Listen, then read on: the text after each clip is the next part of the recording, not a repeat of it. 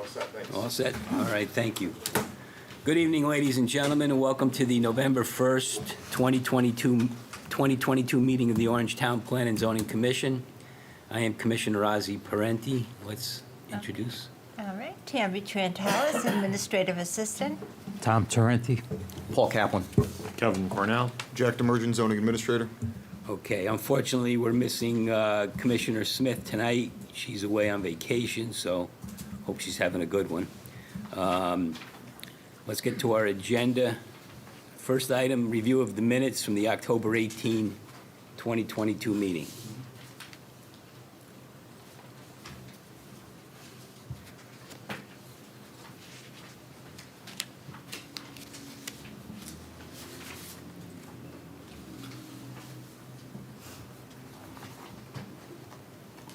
So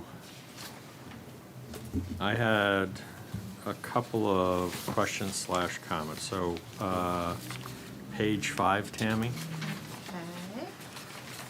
So in the third paragraph, I believe that when you get down to Commissioner Cornell stated that without a specific location in mind. Okay, so I believe that we talked about the 2 steps the process went through before we had the site plan application.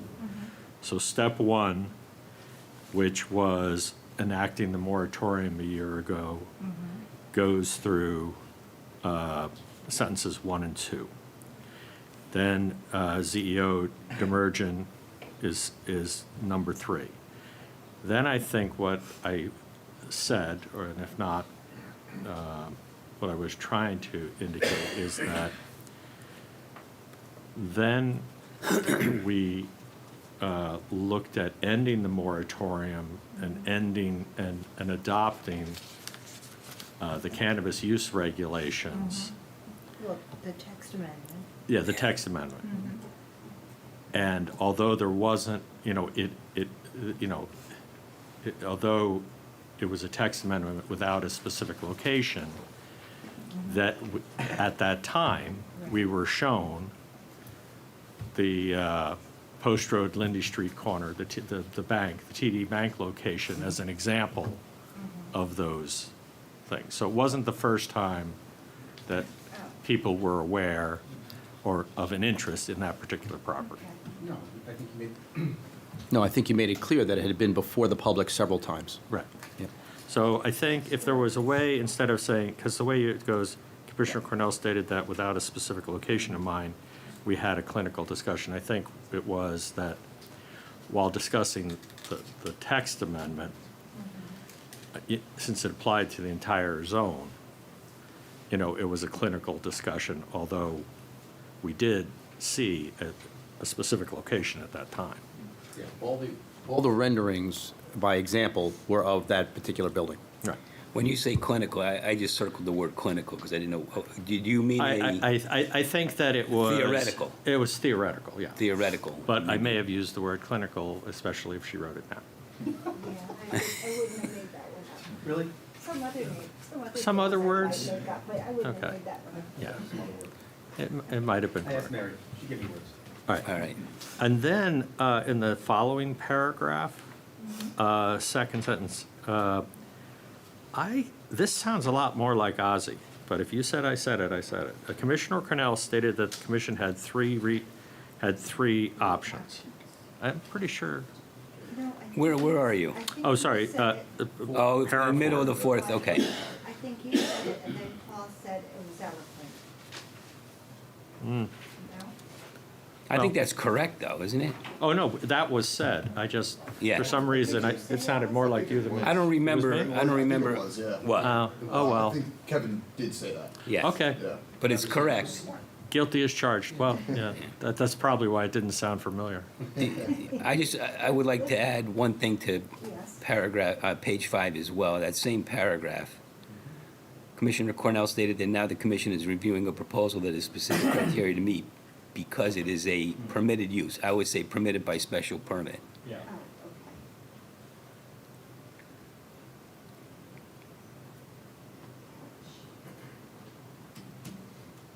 We Ozzy, were you here for this meeting? I was on the telephone. You were you able to hear? Weren't sure if you heard. Oh, yeah, no, I heard. Was we had some trouble, which we're figuring out for the next time.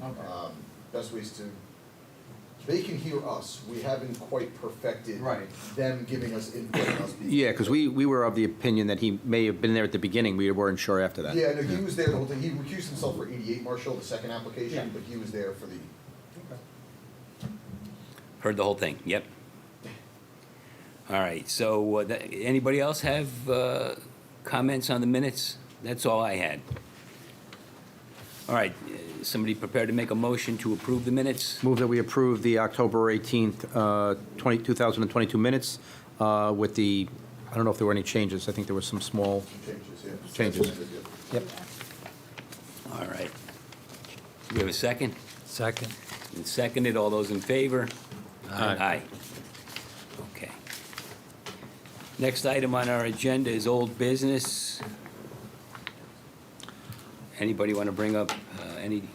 Well, this, Jack might bring this up in his CEO report, if so, we can wait till then. In the last meeting, you said you were going to keep us updated on the suit against the board on the denial of the vineyard. The appeal by the winery. Right. The appeal by the winery, right.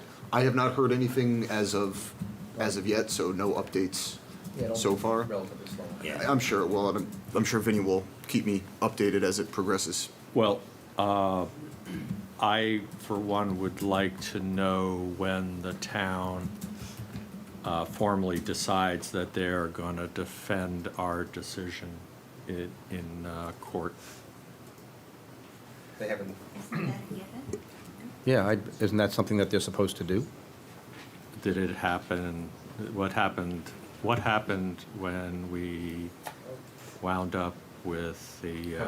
conduct I think maybe Kevin's distinguishing between defending the case and settling the case. Correct. What he really wants, okay. we don't want to, we want to know, Understood, I will yeah, keep keep an eye track. on that. What the position is of the Absolutely. town. Yep, Yeah. Fair. Yeah. understood. And I will put anyone in touch with Vin if they so see fit. Yeah, because I don't want that, I know exactly what you're saying Yeah, or what you're thinking. understood. And I don't want that to get shuffled away. Understood. That will have big repercussions with other, Yeah. everyone else who has. Other proposals. Right, Yeah. right. Under old business, Jack, the training, Yes, yep. is that due before the end of this year? It's not due before the end of this year. You can start getting your hours January 1st of next year. And you need to complete it by You need to December complete by the end of the year, end of 2023. Three, okay. Right, I just- in I- 4 hours. Where do we 4 hours, I access just this do- these modules or whatever? Yeah, in the email that Vinny sent us around, I think he did give us some options there, but I am gonna clarify with him, what criteria do you have to meet in order to get these credits? What classes count or what seminars count? Yeah, no, they should tell you up front like And they do. I think they do. So Okay. let me take another look at his email and really dive into it. I actually will be out of the office next week doing the first portion of the Casio training that I have to do. So just so everyone knows, I won't be in the office next week. Yeah, I will come in after the training just because I want to keep everything moving Yeah. and all that. But during the day, during working hours, I probably will not be in the office. I just panicked thinking that something had to be done before the end of this year. No. It was next year, or will be next year. Okay, I I think the wouldn't- only stipulation was 1 hour of affordable housing training. I think that was included in there. Yes, all right. Vinny had sent an email around? he did. Yeah, I forwarded it to everyone. I'll It was re-forward months it. Yeah. ago, though. It was probably 3 weeks ago, maybe. Oh, okay. Yeah, but again, I could re-forward it to everyone. Please. Yeah, All right. absolutely. All right, anything else under old business? How about new business? We're waiting for another traffic report or traffic study? We are, yes. So Okay. a traffic consultant has been retained for both the 175 Boston Post Road application as well as the 88 Marshall Road application. Who is that, you know? Yes, I do. 1 second. I was just talking about it today, but I keep getting the 3 letters mixed up.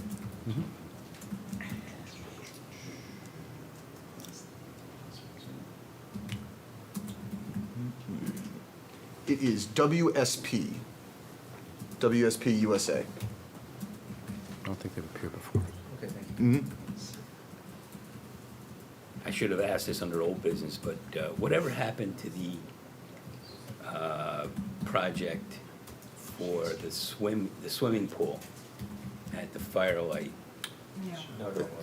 Christmas tree. I mean, Oh, the Christmas not tree Firelight, shops. Christmas tree. Yeah, that's a good question, actually. I'm not sure if they ended up pulling the building permits. I would have to check in on that with, All right. with That Lucian. was a few months ago. That was a while ago. Yeah, I would think something would be going on by now with that. Yeah, I'm trying to remember if, actually, I have a, Wasn't that pushing a year ago? Feels like that to me. Seems like I don't know. I have a bi-weekly meeting with the building department in the fire marshal's office, and we have running lists of all the things going on in town. And I do not seem to remember that one coming up, but I'll double check on I that. wonder what's going on with that. Firelight's going okay? Firelight's going okay. They're, I was gonna say, Yeah. they're pedal to the metal there. I know 197 Indian River, which is the elderly care facility. I know they are looking for their CO next month. I don't know if they're gonna be getting it. I know, building and fire still has a lot of work that needs to be done there, But it's getting close. but it's getting close, and they're trying to get operational. I thought their sign said opening spring 2023. I think they're really trying to push it for sooner than that. Again, whether it happens or not is kind of up to the building and fire department. We'll have plenty of old people whenever they get ready. Yeah, exactly. I don't think they're at a loss for people trying to get in there, so. Okay. Jack, reported the zoning enforcement officer? Yeah, the only thing I was gonna bring up was the same that I brought up last meeting. I've been getting a lot of calls very suddenly for some reason. I'm not exactly sure why. I think it has to do with some regulation by the state for ground-mounted solar panels. I've been getting a lot of calls from residences looking to install them.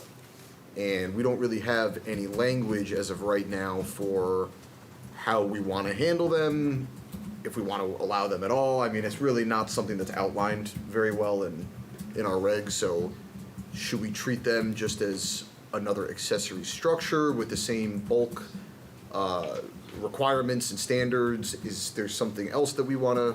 I've never seen, I mean, I understand some of the benefits, but how big are these things? It really depends on what you want to use them for. I mean, they probably start somewhere around, 200, 250 square feet, but they have to be pretty large. Like, if you want this to power your whole house, depending on how much power you We're use. talking about a square or, Yeah, it's a square, it would, really the same thing you see mounted on roofs for houses now, but people just say, I have land next to my house that I'm not using, so I would like to. no, they create issues with regard to the fire. I know that my wife has been whispering in my ear for a long time about their fire issues when those things, when there's a fire up there, the solar panels are, Really? very difficult. Well, they're Okay. electric. Yeah, it's Yeah, hard. no, so like I said, roof-mounted panels, we get quite a few applications that come in. I know the building department does a lot of them. Yeah. To my knowledge, there is no ground-mounted panels in the residential district as of right now. So again, I have been getting a lot of calls. How would we like to approach it? Is that, We should find out about it. Jack, you may Yeah. wanna- You may want to check with Woodbridge, because I just happened to get a call okay, to do a solar structure.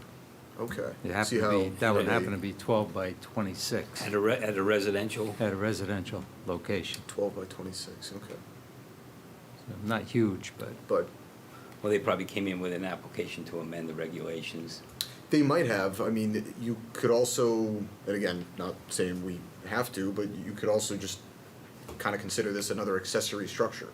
It's No, ground it's- covered. it's And clearly- again, I'm not saying we go that way, but they might have, Woodbridge might have said that. Yeah, so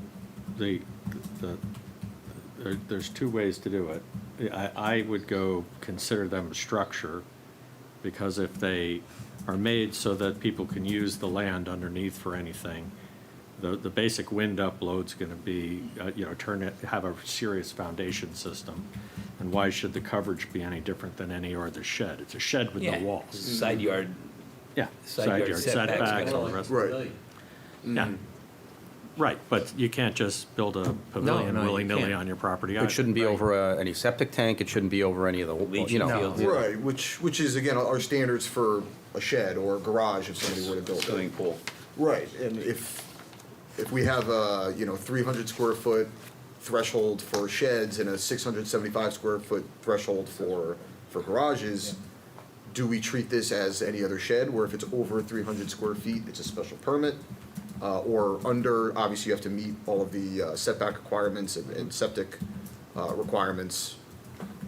You know, Yeah, it's- I think maybe we do want to adopt something, because to me, I think it should have some special permit characteristics, because, you know, staring at those things, you know, it's one thing if it's on someone's roof. I mean, now only their house is ugly.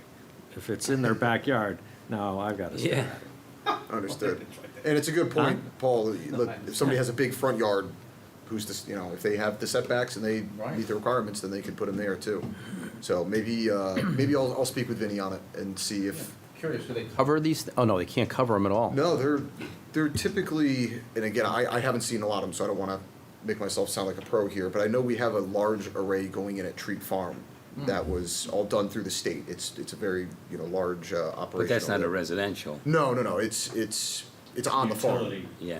You're right, they're replacing where they currently have their corn maze. Actually, they might have moved the corn maze this year, so I don't wanna say that, but it was where the old corn maze used to be, pretty much right behind all the buildings. And you can't really diffuse them either, right? You can't put like a structure like like you could in a air conditioner or something like that, you know, where you can put a kind of something around it. Yeah, I mean, typically they don't. No. Yeah, No, again, the arrays have to link together Right. because they all go to a common charging point. I think they're usually 8 to 9 feet off the ground. Tom, you might know a little more about it than me. That's exactly what this one happened to be. Right, Okay, and yeah. the same angle of repose as our, what is it, latitude? You know, to get, so that it hits the sun at the right angle? I forget. Yeah, it was a I will- 9, 12, 15 triangle. Why don't we begin to look into that, maybe Yeah, get some, Absolutely. some other towns. And I'll reach out to Woodbridge and maybe, I mean, Vinny works for enough municipalities, maybe Yeah, he's maybe had somebody's that- already this adopted the conversation. regulations, Yeah. we could take a look, get started on it. All right, is that it, Absolutely. Jack? Yep, that's gonna be it for me. All right, then, next item on our agenda is our first public hearing tonight. We have two. This one is a petition to amend the Orange zoning regulations, Article 8, Section 383-66, and Article 18, 383-174, submitted by the Montar Group. And this is to allow self-storage facilities in the light industrial 2 district by special use permit. Paul, you want to start us off by reading the legal notice? To appear one time on Wednesday, October 19th, 2022, and one time on Wednesday, October 26th, 2022, the Orange TPZC, Notice of Public Hearing. Notice is hereby given that on Tuesday, November 1st, 2022, at 7 p.m., at the Orange Town Hall, 617 Orange Center Road, the Orange Town Plan and Zoning Commission will conduct a public hearing on the following: petition to amend the Orange zoning regulations, Article 8, Section 383-66, and Article 18, is that right? Yeah, it looks like it. 383-174, submitted by Montar Group LLC to allow self-storage facilities in the light industrial 2 district by special use permit. An application for a special permit or use submitted by Gesem Zico for your property known as 374 Grassy Hill Road to repurpose and enlarge a pre-existing non-conforming barn structure. Copy of this notice has been filed with the Orange Town Clerk. Additional information is on file in the Orange Zoning Department dated Orange, Connecticut, this 18th day of October 2022. All right, thank you, Paul. The applicant is here. I'm here, Mr. Chairman. My name is John Nuff. I'm an attorney with an office at 147 Broad Street in Milford, and I'm here tonight on behalf of the Montar Group LLC. With me this evening is Dan Moore, who's sitting in the front row, who is the Vice President of Development with Montar. Montar is the contract purchaser of the properties located at 16 and 22 Salem May Lane. The property is in an LI2 zone. This is an application to amend your LI2 regulations to permit self-storage facilities under very specific conditions. Currently, self-storage is prohibited in all of your zones. Based upon my conversation with Jack, who's been very helpful, we believe it's probably a vestige of, the first iterations of self-storage, which were rather unsightly, sort of garage-style buildings, usually behind a chain-link fence, collecting garbage. and utilized by contractors or landscapers or other sort of outdoor workers to store their equipment, and quite frankly, were often an eyesore. Today, these self-storage facilities are most importantly safe, clean, modern, well-lit, heated, air-conditioned, and look like office buildings designed to attract nearby residents of any age, occupation, or gender. I think we all know that, our society's living arrangements are far different from what they used to be, perhaps when all of us, well, maybe Jack excluded, grew up. When you start as a young couple, you buy a home, a starter home, and Took it as such. maybe you move up to a larger home, and so there's always room for your stuff. Well, things are very different nowadays. People are downsizing. Children are coming back to live with their parents. There are second homes. And as society moves and our families moves and our families change, well, all that stuff has to go someplace, whether it's outdoor furniture or extra furniture or your kids' college items. Self-storage is in very, very high demand, and in fact, as Dan will tell you, it's in very high demand here in Orange because you don't have any self-storage facilities, and the closest one is more than several miles away.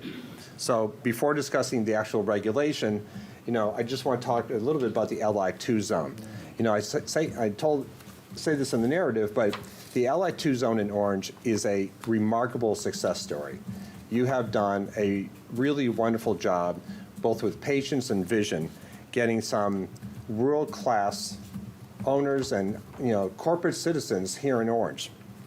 Yale, UI, Southern Connecticut Gas, FedEx, Aurora, DiCello, 2 hotels, Hope Academy. These are all huge successes, and they also happen to be on very large parcels of land, whether 8, 14, 16, or 20 acres of land. But the problem is there are other parcels located in the LI2 zone that I call sort of like remnant parcels that frankly are non-conforming because they're too small. They're not 2 acres in size. Some of them are not conforming because they have residential uses. And so if you look at all the uses that are permitted in your LI2 zone, none of them really fit on these much smaller parcels of land. So while the LI2 regulations did a really wonderful job facilitating these terrific large-scale developments, the regs make it almost impossible to develop these smaller remnant parcels. And that's the goal of this reg change, to provide a service that's in high demand on parcels that would otherwise remain undeveloped in a manner that has zero impact on the neighbors, zero impact on town services, but also in a very attractive building and setting. So I think I have extra copies of the application package, so if anyone needs one, but otherwise I would ask you to just pull it out and we can just run through the regulation very quickly. So the first proposed amendment is to 383-66 to amend it as follows. Self-storage facilities shall be a special use provided that the subject property is located on a dead-end street within 600 feet of a non-access highway of Interstate 95 or its access ramps and is a maximum of 3 acres. That's important. It's a maximum of 3 acres. I mean, you've seen similar language with the hotel. You've seen similar language, frankly, across the street for the Noble gas facility. And so this is not language that is unseen or unfamiliar to this commission. John, can I interrupt you for a second? Yeah, of course. Shouldn't there be some reference there to Marsh Hill Road? Because in your narrative, you say at the intersection or at the adjacent to both 95 and Marsh Hill Road. I mean, we certainly can. I don't know if there's another property in the LI2 zone that complies with this, but I mean, adding a reference to Marsh Hill Road would be very, very simple. I think we ought to do that. Okay. Landscaping, again, is, I think, somewhat familiar, is we're making sure that the entirety of the property that is not building and is not parking is very well landscaped, very attractively landscaped. We have a requirement as to the appearance of the building that must have an architectural finish. Concrete block walls shall not be visible. Buildings should be designed or articulated to reduce apparent mass, avoid large monolithic box-like shapes, and blend into the natural topography environment. The one sort of oddity that we need to change the bulk requirement is the floor area ratio. The maximum permitted height in the zone, I think, is 60 feet. And so it'd be very unusual that you could have a building that complies with all of your requirements and be 60 feet tall, but still comply with your floor area ratio. And obviously, self-storage tends to be, not a large building, but, you need to sort of maximize the floor area. So that's the one bulk standard that we're looking to modify. And then the other requirement is that we have all the self-storage units have to be accessed through main lobby and then through hallways. So there's no chance of any of the sort of vestigial, self-storage facilities of, that I described earlier that easily become eyesores. And then the only other change is to parking. Self-storage facilities should be parked at one space per 10,000 square feet of gross floor area and one loading space for each 100,000 square feet or portion thereof. As you can imagine, very little traffic comes into these facilities.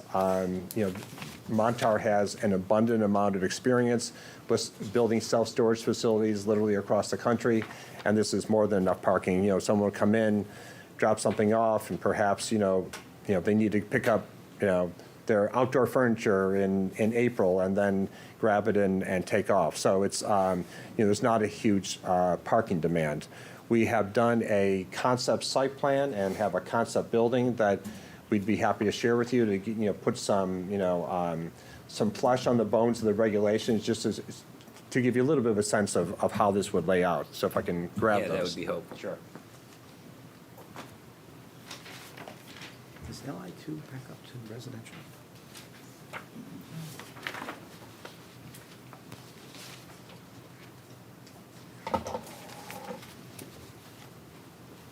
Thank you.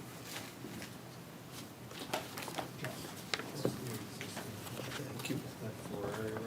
80% maximum. Yep. Maximum floor area, 80%. Thank you, John.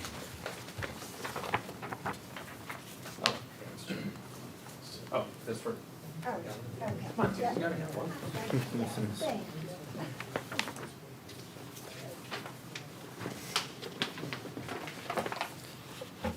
So very simply, this shows the two lots that my client has under contract. What it does, it brings the lot itself into conformance with the 2-acre requirement.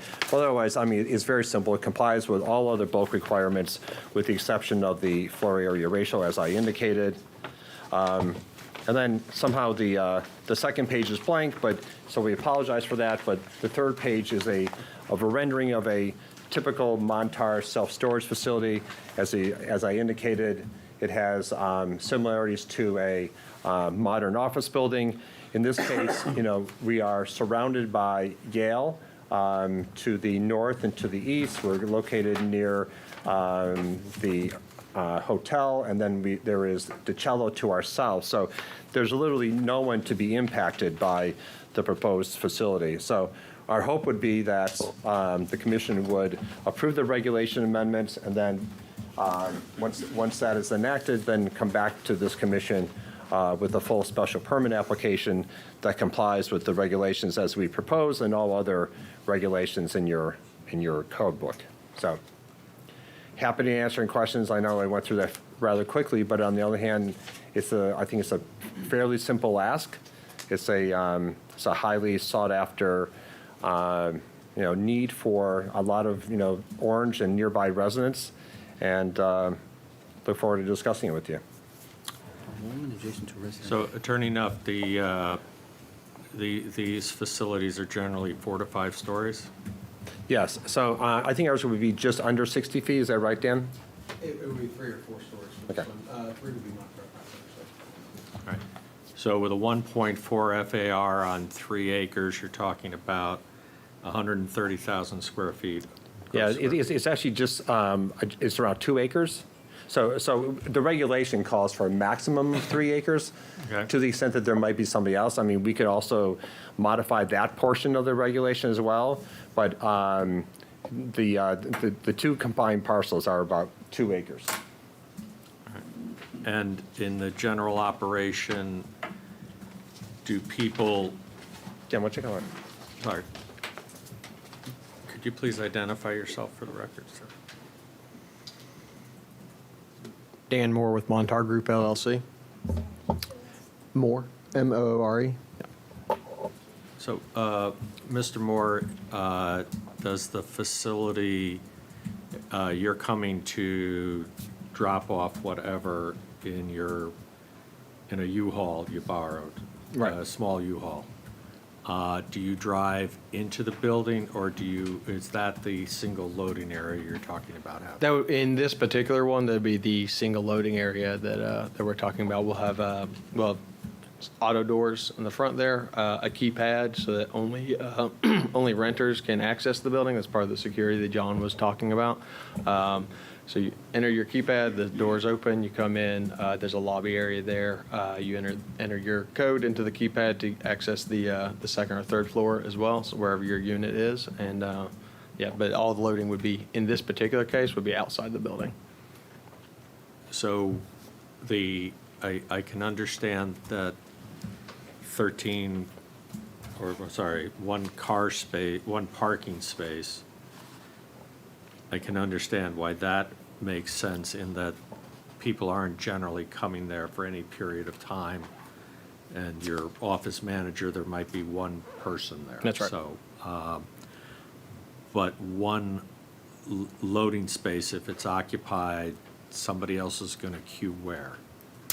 Well, the loading space was a minimum on this. I probably would actually so our loading spaces, when I say a loading space, is actually 3 car widths wide.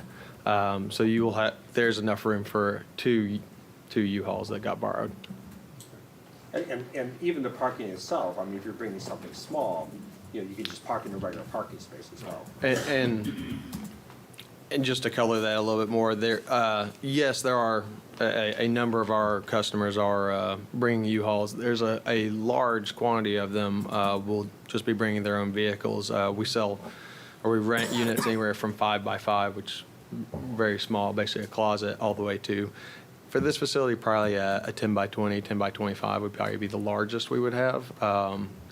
Because this is a suburban area, this is not going to be contractors. This is going to be people storing their outdoor furniture, their snowboard, that kind of stuff. How many units are we talking about?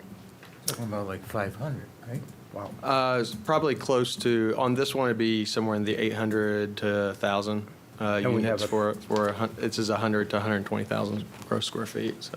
And we're talking about 3 areas for cars to come in?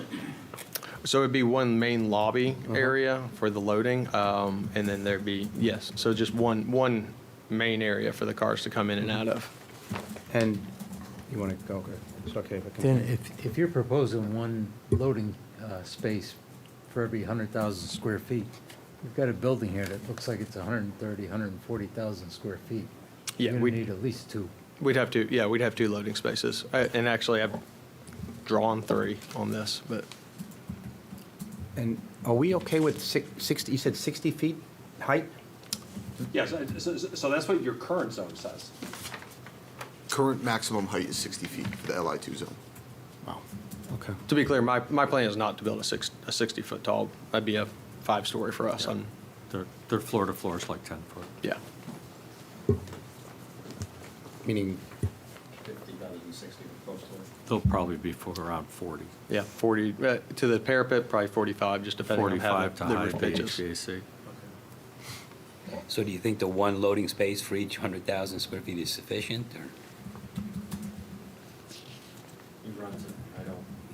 Yeah, no, but we have to adopt If his those. customers can't get there to park, they're not going to Yeah. go there. Sorry. Yeah, but we want to sort of, any problems, head them off at the pass. Yeah. If we're going, if we're going to consider. There amending probably our should be a regulations. minimum, if it's a regulation, there should probably be a minimum of 2 loading spaces. Yeah. Or, the math.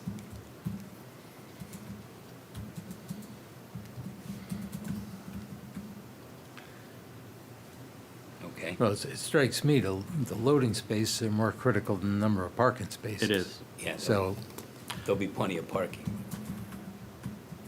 I don't know about plenty of parking, but Well, adequate parking. But it is so it's a convenience it's a convenience business, so, you know, they're not gonna make it inconvenient. The other thing it does is it would help, my concern with this use is that if that marketplace ever goes out, it's basically an apartment building waiting to be serviced. In the LI2 zone. I'm just saying that, you know, when I look at developments, I go, what comes next? You know, for 50 years, Kmart was like an ultimate shopping destination, and then it's an empty shell And not. and not in existence anymore. So you're And built. guess what's going at Kmart, where Kmart was in Milford? Yeah, right. It's multifamily. Oh, gee, And what? guess what those folks need? Yeah. Self-storage. Self-storage, okay. Did you say that there was going to be somebody manning this thing or occupying as long as it's open or 24-hour basis or no? As long as it's open, not 24 hour. And it would be 1 to 2 at all times when we're open.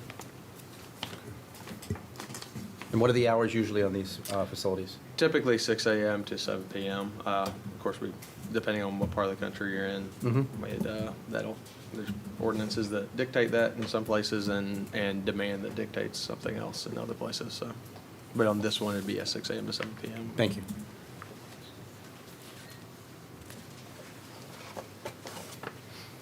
Any other questions for the applicant?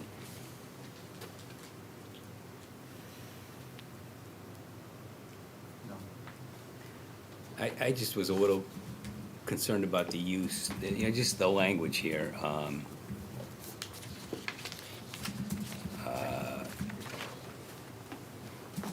Building shall be designed so each outer facade has an architectural finish. I'm not sure exactly that that's a defined term. I mean, does that necessarily get us to this that you just handed out?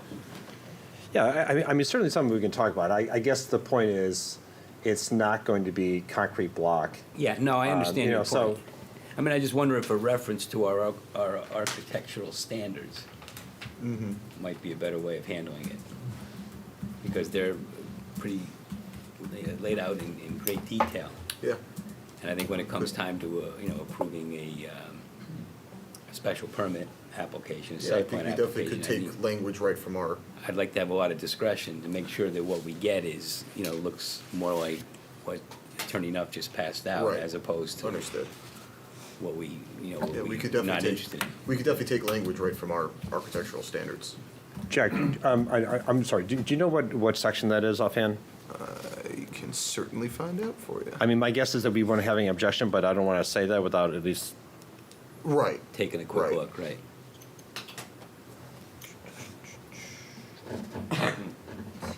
There's no part of our 2 zone that, LI2 zone that touches residential in orange, right? I don't think it backs up to anything. I'm looking at the map now. Well, on John, what you're looking for, sorry to interrupt. Yeah, go is ahead. 383-17, subsection C. okay.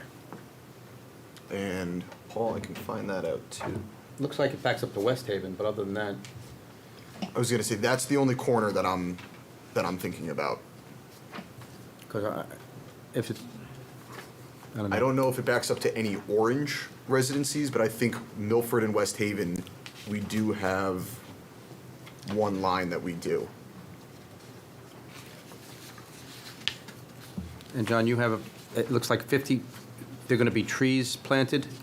Is that what I understand? Evergreens at least 8 feet in height at the time of the planting. Yeah, let me turn back to that, sorry. It's okay. But yes, Paul, I think not in orange, but in West Haven and Milford, we have LI2 zones that back up right on the city boundary line. Right. And then they have residences on the other side. So yes, evergreens at least 8 feet in height at the time of planting, correct.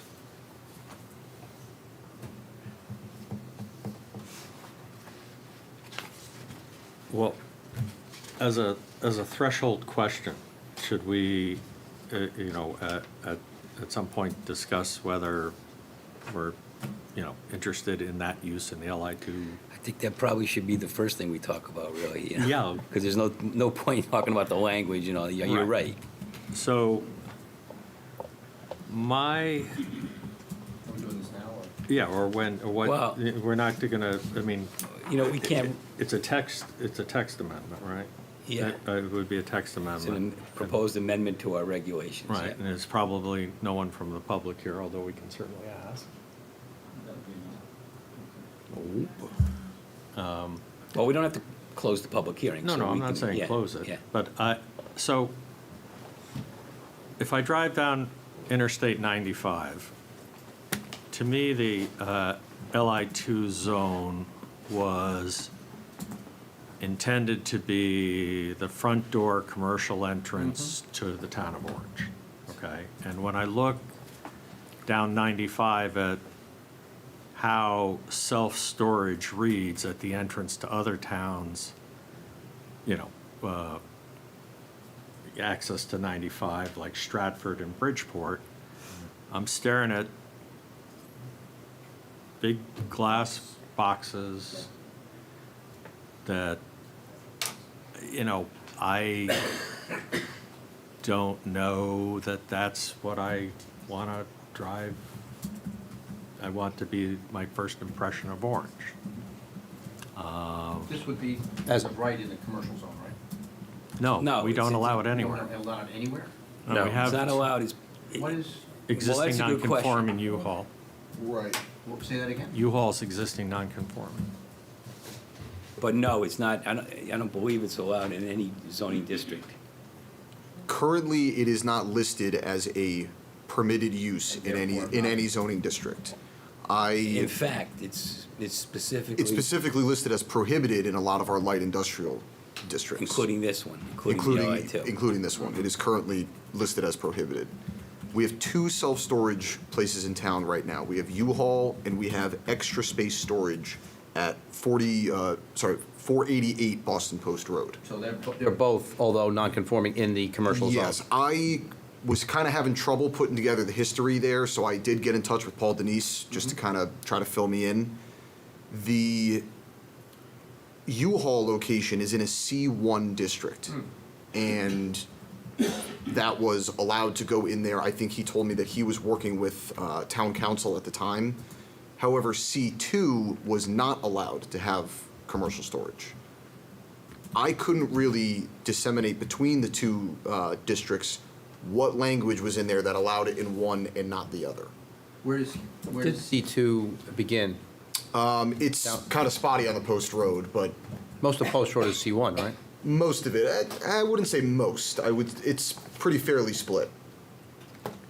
I would tell you, and by the way, I take to heart your comment about, seeing self-storage from 95, and, I think, we would be happy to prepare an exhibit. I don't think you'll see this building from 95. I certainly understand, the appearance that gives. I think the advantage that this location has, that it isn't located on Boston Post Road. Milford, frankly, a number of self-storage facilities went on Route 1, and they placed a moratorium and said, well, no, we want you to go into the industrial zone because we want a more active, vibrant Main Street or Route 1 than self-storage can provide. While it's an important service, it's not driving traffic to the other nearby retailers or restaurants. And so Milford said, no, go to the industrial zone. So that's the advantage of this. And I don't think that there is much danger of seeing this, and certainly not with the sort of uses that we have, directly adjacent to us and, their size and scope. So, but, we'd be happy to give you some more information about that, particularly with this, at this location. I see what you're saying, but I'm not so sure that this type of building is gonna look any different, really, than an office building. Well, I think it will. Oh, will? Yeah. I know exactly the buildings you're thinking about. You're talking about coming up from Bridge. ESS and Yeah. and Bridgeport, Those buildings are very close to the highway. yeah, they're right on They're top right of on it. top of the highway, There's one in Norwalk, one in Bridgeport. yeah. There's one in New Haven. I don't know, just, Yeah, well, that's a good reason why there's 5 people on the board, right? yeah. No, I'm not saying I disagree with you, but, So- it strikes me that it's not, all that different from the glass and the architecture. Well, if it's a concern, then maybe if we're looking at text, this applicant says that, they're looking in the 45-foot range, don't need 60 feet of height. Maybe, the bulk requirements changed a little bit for this special use to keep it more obtrusive or unobtrusive. Yeah, less obtrusive. obtrusive. Is it possible for us to take an application to amend the zoning regulations and a site plan application at the same time? So that we really know what we're dealing with? I think so, because I don't think we can really accept an application if it's currently listed as a prohibited use. Yeah, feels a little Right. wrong. Yeah, I don't, I mean, candidly, it's often done, because, for just the reason you had indicated, so. Yeah. So I don't think there's a prohibition. I certainly, there was, any developer is going to want a little bit more certainty to know that, oh, yes, I can in fact, create this use on this parcel, after the regulation amendment gets passed. And that's why we try to sort of bridge that gap by providing you with the, the concept plans. Right, but the concept plans are just concept plans until, No, I mean, but certainly if there was an appetite for us to continue the dialogue, and it sounds like there probably is, I mean, we can, come back with, other materials indicating, a maximum height, or maybe a little more information about the architecture, tweaking the loading space requirement, maybe it's one space per 50,000 square feet. So, listen, I respect this commission. I know that, you all have an open mind, and, my guess is that you're probably at least curious about the use and how it might be utilized in the LI2 zone. I know that you also, have the LI2 zone near and dear to your heart because of what you've been able to accomplish with that zone. But I think the point, that we've been trying to make is that you have these remnant parcels that will never be developed under the regulations that's currently drafted in the LI2. So that was the goal, to do it in a way that has no impact on anybody, to minimize, obviously, no traffic, no town services. We have no neighbors to bother. It's just, and it's in a place that doesn't detract from the commercial corridor on Route 1. But we're happy to provide other information and to tweak the regulations, to reflect, your conversation here tonight.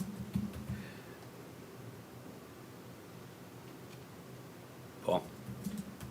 I mean, I'm not really, I'm kind of on the fence here. I haven't really decided how I feel about this use in the LI2 zone.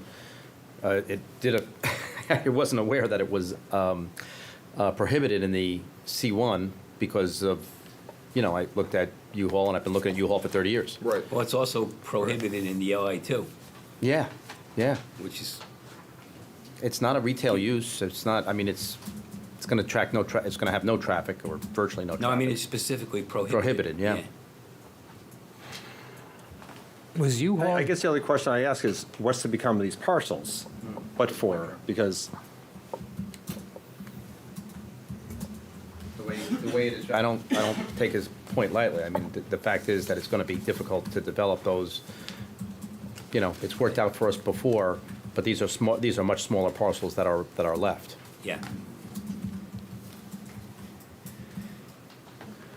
Well, and that makes the parcel size limitation in the proposed language important. Right.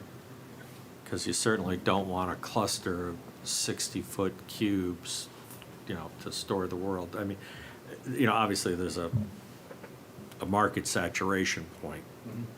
But this is a big nationwide business. Why we have so much junk in our lives, I have no idea. Yeah. But, John makes a good point in his narrative, about, things are different now. People don't downsize, they need more room, and one way of getting more room is to put some things in storage that I you're don't not. think there's any question that these It's are. useful. Yeah, and they're very successful, especially if they're well-run. Yeah. But we haven't allowed them in the LI2 zone before, and No. it's, I don't know if it's time or not, but there's going to be smaller uses than what we have right now Yeah. for these smaller parcels. I mean, we can even minimize the maximum acreage size. Right now, we're proposing 3. We can make it 2.5, or, put it at square footage so that, 'cause I don't know that, it's not like gas stations or drugstores where they go across the street from one another, so I don't think that, there's gonna be another self-storage building across the street. Would this be visible from the highway? But the highway's below grade at that point. I'm sure that we could do a quick cross-section study to let you know that. Plus, I think the rear of the site is, it's a fair distance away from 95, because you have the whole Yale Yeah. property intervening between 95. I don't know, I mean, we're sort of raising two questions here. One is the use, and one is the use itself, and the other is, what's it gonna look like? Bulk standards, yeah. Can you push that down so I can Oh, see? yeah, sorry. I'm not so sure I'm not adverse to the use, but I wanna make sure we get something that's architecturally attractive. And to clean up some loose ends in the zone, I understand a need for flexibility, but I would appreciate a little time to check the map and see where this may apply or may not apply elsewhere. Well, keep in mind, one of the requirements is that be on a dead-end street. Yeah, no, that's why There's I only one. need to look at a map. Right, gotcha. I mean, because. I mean, it's written specifically so that this is the only place in the world it can go. Well, I understand, but I've also, built things to meet regulations Yeah. that people didn't think, you have a larger parcel, you put in a dead-end cul-de-sac, and, oh, geez, now I qualify. But Right, I don't know if there are any places where that could happen. Right, and not to belabor it, but again, it's the intent was to utilize parcels that would never be used for anything else. Yeah. And that's why the inclusion of the dead-end street.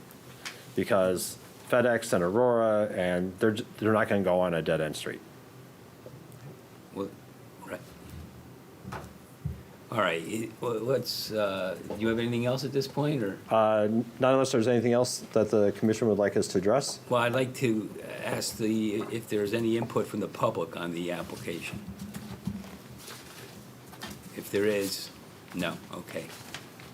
So no public comment. I think, at this point, do we favor keeping the public hearing open?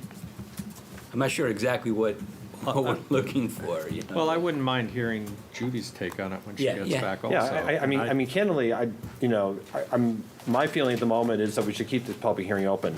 Yeah. Let Dan and I sort of, digest what you had to say, Yeah. make some tweaks. This is a legislative act, so we need 3 votes, whether there's 3 of you here, or 4 of you here, or 5 of you here. Right. So, candidly, I do respect Commissioner Smith, so why don't we come back? She can familiarize herself with, the tape, and then if she has any questions, we'll be in a position to answer them. All right, that sounds good. Let's keep the public hearing open then, and we'll put this on our next agenda. Sounds good to me. All right, thanks very much. Have a All right, good thank evening. you. Thanks, John. Thanks, John.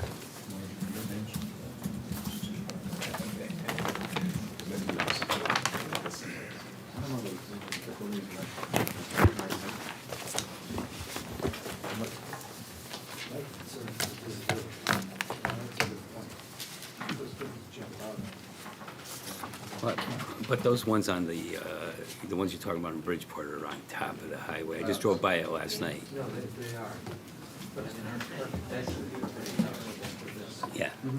All right, next item on our agenda, application for special permit or use submitted by Jim Zico for property known as 374 Grassy Hill Road. This application is to repurpose and enlarge a pre-existing non-conforming barn structure. The applicant is present. Excuse me, I have to recuse myself. Yes. Tom has a conflict, so he will recuse himself.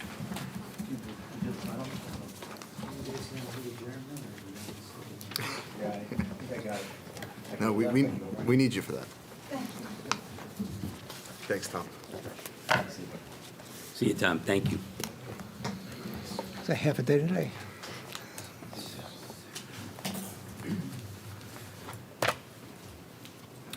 All set? I am. Okay. Thank you. My name is Jeff Gordon. I'm with Codis Bodie and Associates, doing business 263 Boston Post Road here in the town of Orange, representing Mr. Zico on the parcel of 374 Grassy Hill Road here in the town of Orange. This is a parcel that is a farm from 1872. He has done quite a bit of work renovating the farmhouse.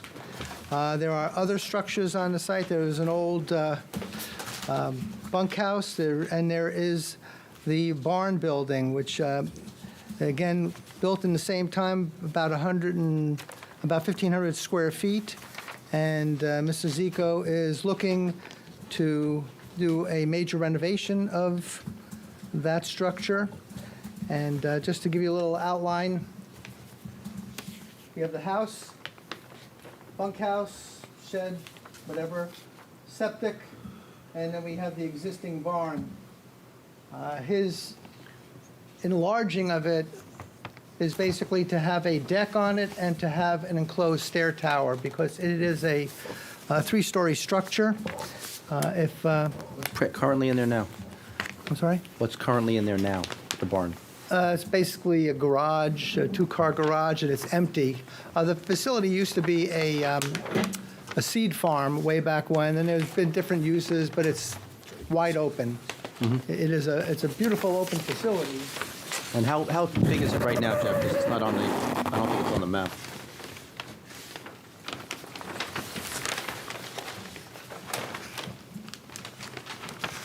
Well, according to the card, it's 1,500 square feet. 1548. Okay, thank you. Jeff, it's 4,500 square. 1,500 square foot per 15 floor. per floor. Okay. Thank you. So, 1,500 square feet per floor. per floor, 3 floors. There are 3 floors. right. Okay.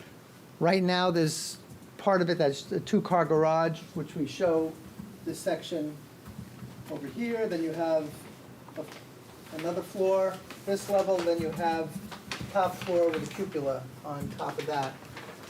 Open exposed barn beams.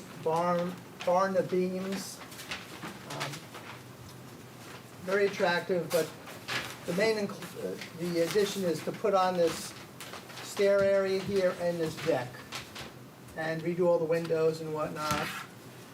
These architectural features are currently existing. It's a beautiful building. You want to maintain it. Again, here you see the deck that's being added. Here you have this workshop level. The property itself, the house was a 5-bedroom house. He's renovated it into a 2-bedroom house. There's no bedrooms or living space proposed in this building. It's basically going to be fitness room, music conservatory, studio space, workshop, and a garage.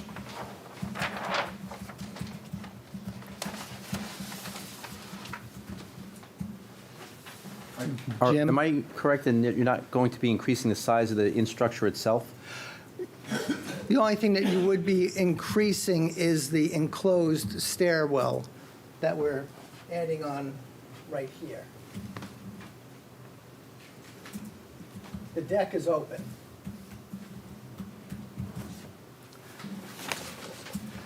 So he's already put quite a bit of effort into the old farmhouse. If you've been by there, it's a magnificent restoration, and he's looking to take it to the next step. He also has himself a large garden area. He has a number of restaurants, and he does a farm-to-table type of thing where he grows things that he brings to his own facilities there as well. So, again, not increasing the density of the living area, basically just putting money into maintaining and restoring a historic structure in town. Is there any water that goes to this property? The barn? Water going to it? They're adding two Two bathrooms, so there is water Yeah. that goes there right now. Yeah. There's water there, water now? Yes. And septic now, too, I assume. Yes.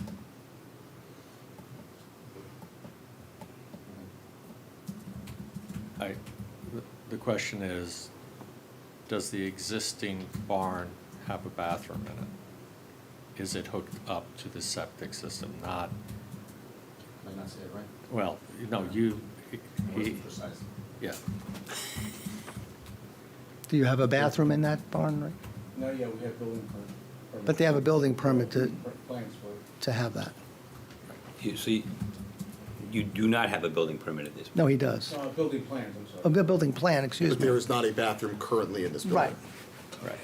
But there is septic there because there were sinks and workshop room and things of that nature there before.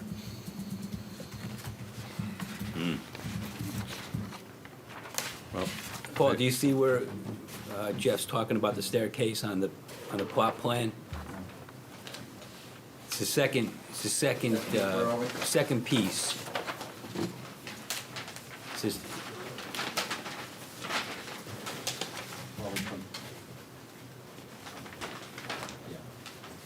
so really all they're adding is the elevated deck and the staircase. The rest is just a renovation. Not Right. just, but I mean a renovation. And since it's a large building that's been there for 100 some odd years, and it exceeds your later regulations for the size of an accessory use, Attorney Marino said, well, if you're going to expand on a pre-existing non-conforming accessory building, you should get a special What's the permit. nature of the pre-existing just the height, right? No, just the square Size. footage. Size, height, 675 would be the Right. max, right? Right, well, before a special permit, right? Right. Yeah, but that's why they're here for a special permit. exactly. Right. Because there's an But the only real expansion. nonconformity, well, yeah, I guess it's It's nonconforming. in this- expanding upon the nonconformity. They might not be knocking a wall down and making it bigger, but the Right. deck is still an expansion. Yeah, okay. Oh, Adding the two bathrooms? Not if they were within the existing footprint. You know, you wouldn't need approval from zoning if they were to put bathrooms. Let me be more living precise about area. it. Is this accessory building hooked up to septic as we speak? Yes. Okay. and the issue we always have with accessory structures is that whether it's this owner or the next owners, we don't want to put in bathrooms and kitchens and turn it into a second home. Right, So yeah.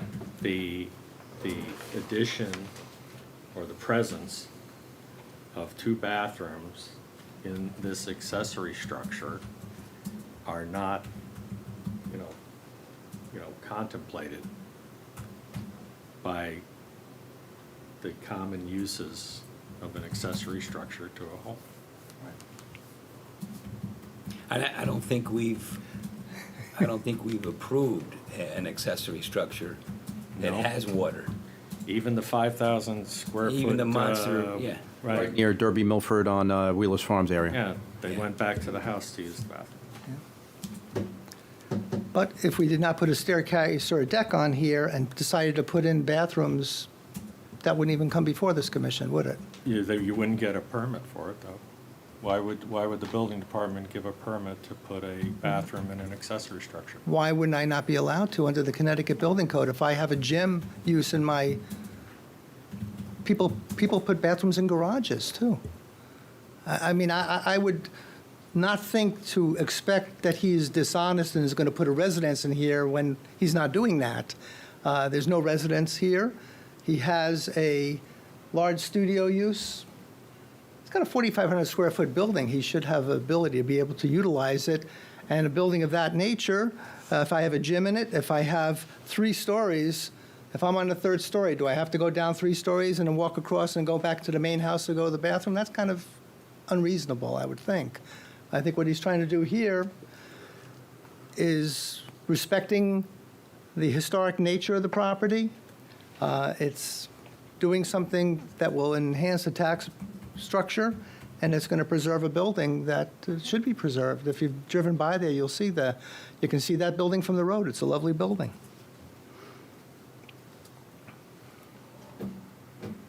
It's a tough one for the reason you mentioned. I mean, it's, I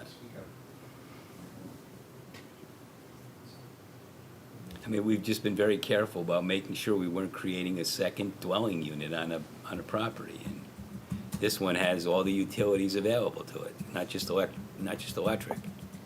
I mean, most of what we've approved, I would say all of what we've approved is just, this I'm sure has heating and air conditioning, or it's intended that it would. It's got a 4,500 square foot building he wants to be able to use. Yeah. And your engineering plan doesn't show this building connected up to the septic? Yes, he'll have his approval for that. There's no kitchen proposed. I'm sorry, your drawing that you prepared shows a septic field that's hooked up to the house. Okay. It doesn't show the barn hooked up to the septic field. Is there a septic field, Jim? There is, yes. And where, can you come up and point at where the septic field is?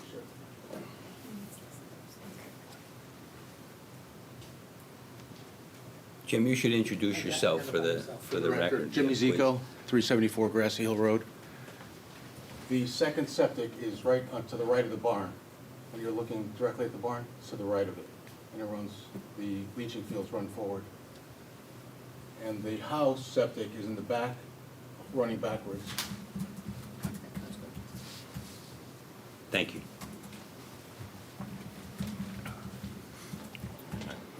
And Jack, that's something you can confirm with the Health department. health department, sanitarian? Well, the map should be revised anyway. I mean, is that what you're saying? I'm saying that I will listen to the argument if there's some proof that the town of Orange has allowed a septic system to be installed For to the- service this structure. Yeah. Matt? Well, Yes. they haven't, though. I don't know. Bill Ciola from Ciola and Son, they did the septic probably about 6 months ago. They pulled a permit from the town of Orange. And they got the approval and everything. They got the, discharge paper. Okay. Might be able to get on, because a lot of their permits are online.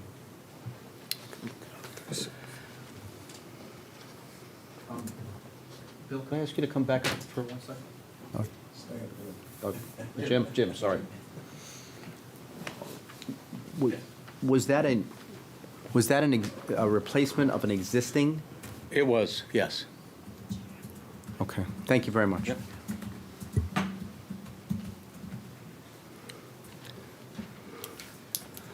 Let's not forget, the building's been here longer than any of us.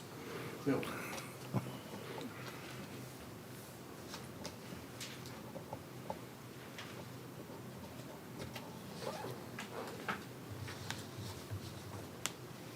All right, do you have anything further? I'm good. All right, let's see if the public has. Is there anyone in the audience that wishes to speak regarding this application? Okay. No public comment.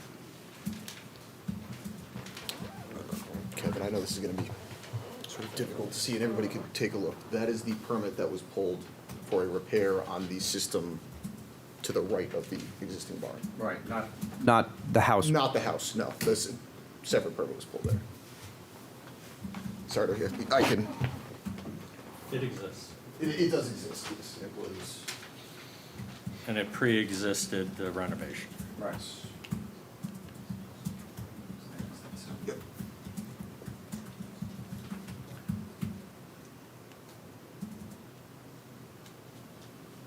$1,000-gallon?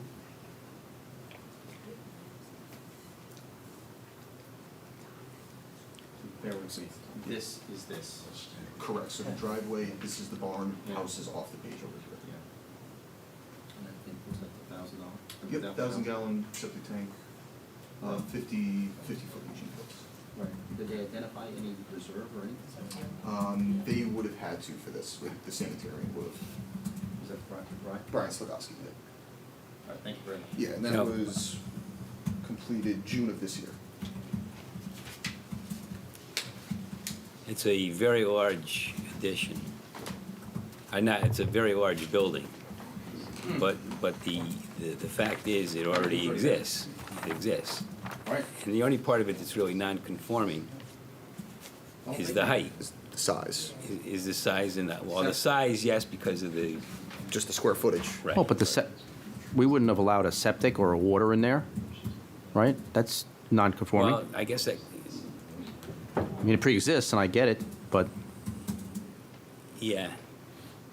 Well, I say we wouldn't have allowed, the town allowed that septic system to go in. I don't know when the first I mean, Yeah, but it's also, it wouldn't be, we don't have any code that says you can't have water to a garage, or you can't have a septic there. As long as they meet the sanitarian's requirements or the building code for water and electricity, then they wouldn't necessarily have to come in front of us if they weren't yeah, if you doing wanted, any if you expansion. wanted to put a lavatory in your basement, right. could you do that without going to the planning and zoning commission? Yes, Yes. but Yeah. how about in an accessory structure?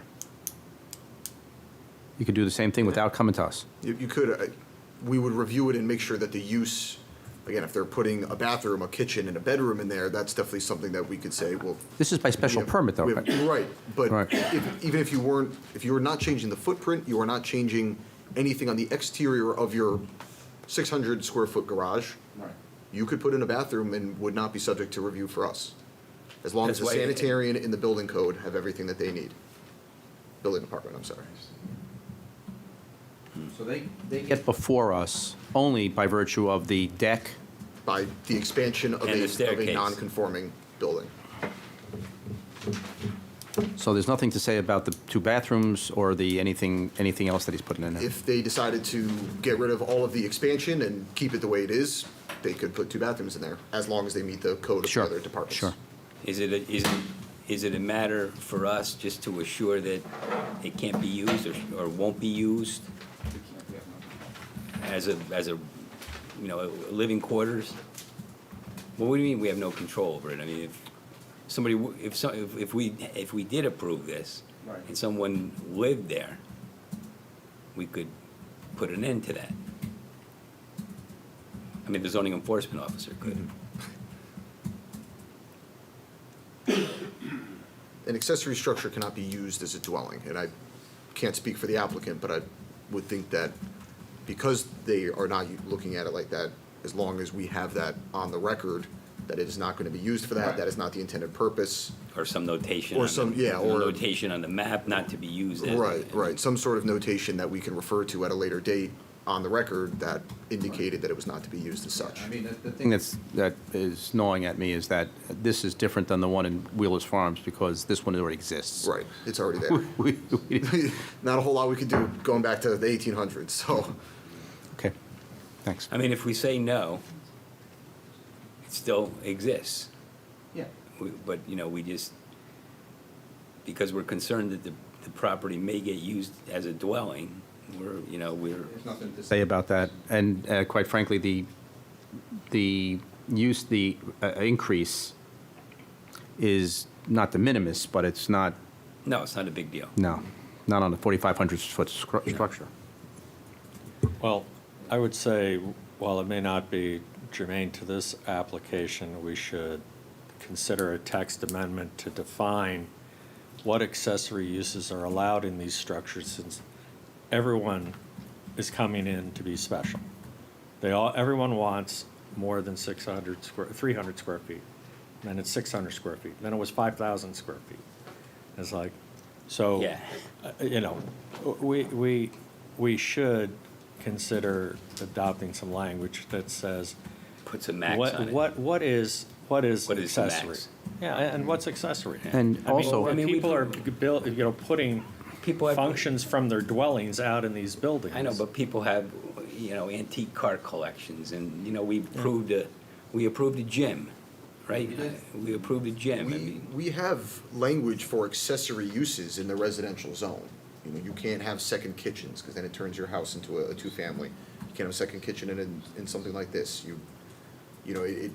All the signs can't point to you refurbishing this and using it as living space. You can't have a secondary dwelling, which, just for intensive purposes, if they were looking to include a dwelling in this structure, we have language that says you can't do that. Like if they had, I think, for me, if they had a kitchen, No, different. that would be different. I Right. would feel differently about it. If they had, a kitchen and a bedroom, or, some sleeping quarters. But Jack is saying that if that septic system existed, and the sanitarian and the building department got an application, and someone wanted to put in a kitchen in addition to a bathroom, what would stop them from doing that? They have a disposal area to send it. We have It language. meets the building code. Yeah, we have language for your primary dwelling. We don't allow second kitchens because then it's a two-family. You're right, the language for an accessory dwelling, I would have to really dig through it to see if I can find anything, but to my knowledge, unless the sanitarian or building department had a reason to say no, I don't know if I would necessarily. What reason would they have, let's assume that the health and, the size of the parcel would not prohibit them from doing that. Then they They wouldn't stop it, and they would issue the building permit for the second kitchen or a kitchen in the accessory. We have to revise And that. I would have to sign off on the permit, but again, if I don't have language that Yeah. I can cite saying to say no, then, obviously my hands are Yeah. sort of tied there. And, We should look at that. all right, and We should I specifically prohibit certain things in Right. accessory. want to get back to this one, though, too. Yeah. Are we Yeah, opening up a that's- door for non-conforming expansions, is my question.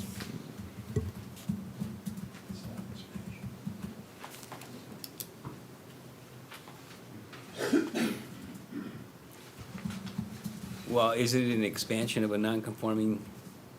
It's an expansion of a Yeah, non-conforming yeah. structure. Right, we could say no on that basis. Yep. I'm asking whether or not we're opening a door, to other expansions of non-conforming structures as well. They would have to come in and obviously be reviewed just like this application. It's not like we've never done it, the florist shop on the corner of Derby Avenue and Orange Center Road. Oh, yeah. Right? That was always used as a florist shop, and we could have waited until the cows came home. Wasn't gonna change, yeah. But we took something kind of like the florist shop, and we took the gift shop. So, that was, yeah. I'll just say, you have a provision that says if I'm expanding a pre-existing non-conforming use, I have to come as a special permit. That is the process. Yeah. Your alternative is to get rid of that whole process completely of a special permit and just not allow it at all. But you have it there so you can have a dialogue, and, maybe you should stipulate any building that's pre-1900 is okay. I don't care how you write it, but, there's something unique about this application that stands on its own merits.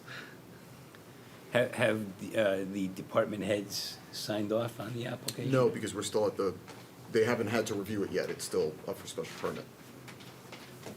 So if they were to receive approval tonight, they would come in for a zoning compliance form where the sanitarian, engineer, and then eventually onto the.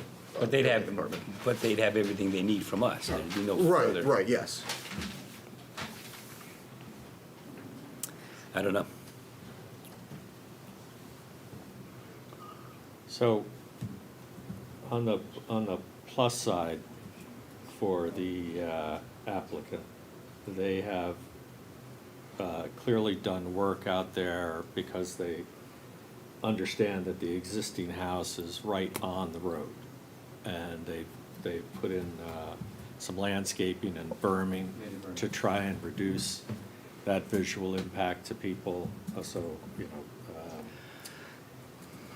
this expansion of the existing non-conforming structure doesn't, isn't on the road portions of the property. Right. And it is a 3.67 acre parcel. Yeah, and barn structures of that era did not have a good internal way to get up and down. You went up ladders Right. and, pulled hay up the way you pulled hay up, for crying out loud. But they were lofts. They were lofts. They were right. lofts.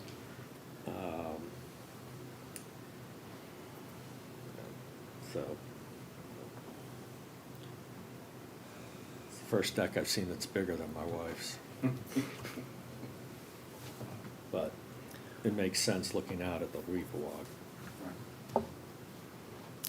Well, I would say that we could hold the meeting open until the next time, but I don't know what purpose that would serve. What are we waiting for? Or we could decide it tonight. When I see a structure like this, but it's extremely large for an accessory building, but it was there. It was there Yeah, beforehand. and it's still It is gonna what be it is. there, Yeah. whether no matter what we And do, it's still gonna what be they're there. proposing is, they're proposing more renovations, but they're all as of right, apparently, other than the relatively small change on the deck to make it look nicer. I don't All right, know. the internal renovations, We don't have we to. don't have a whole lot of discretion. And the windows and, Yeah. I'm fine with it. so are we of a mind to close the public hearing then at this point? Does anyone have any? I don't have an input? objection. I think I already asked for input Oh. from the public. You did. You have anything further? I'm good.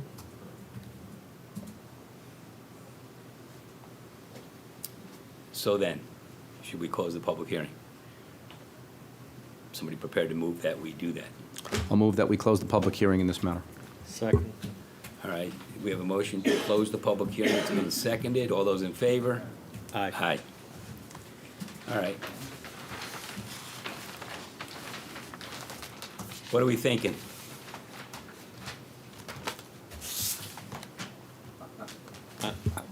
Well, I'm sorry. No, I was just gonna say, I was thinking that if I was the applicant, I waited until, since I need 3 votes, until at least there were 4 people voting. But, I like to roll with dice. yeah, no. No, I mean, I am generally reluctant to expand existing nonconformances. In the absence of, some input from neighbors who would feel somehow that this was adding to, their visual impact. The neighbors are Are the river? Well, no, they're neighbors, and Oh. they were notified by certified mail, right?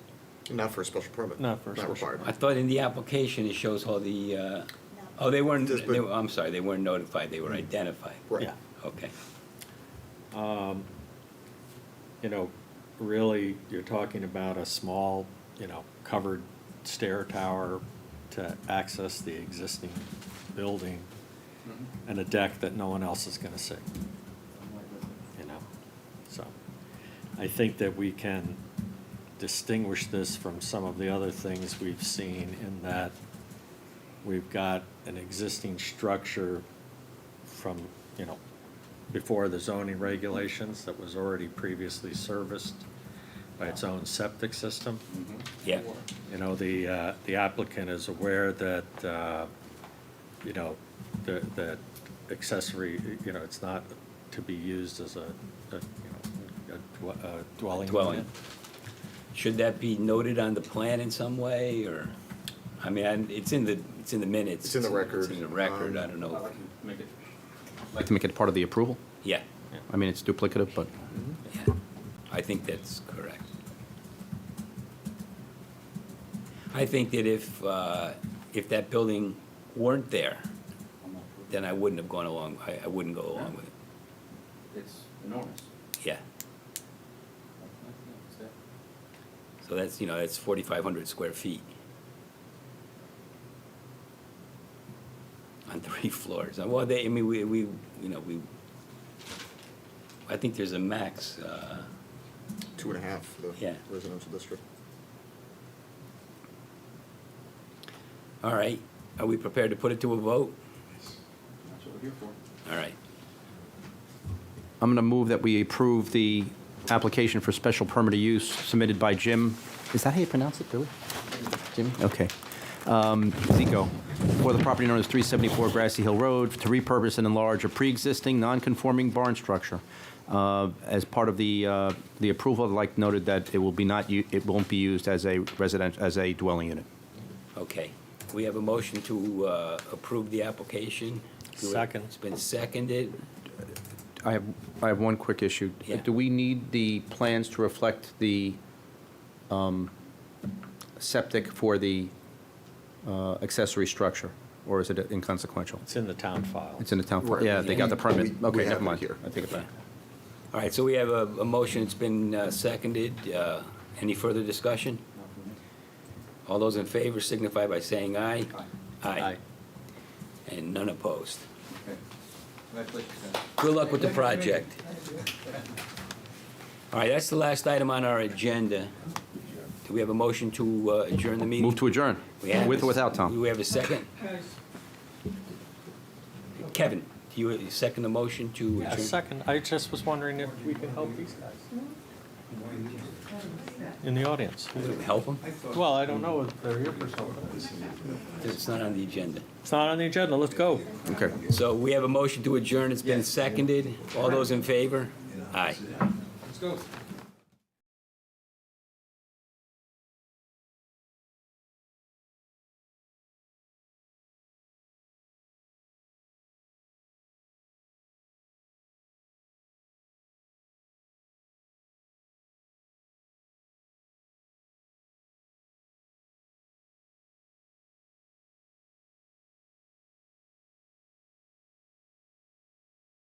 to publicize that some more, but that is in the weekly newsletters. Thank you. I'm back now. Traditionally, the school system buys a program, and that often becomes their entire reading program.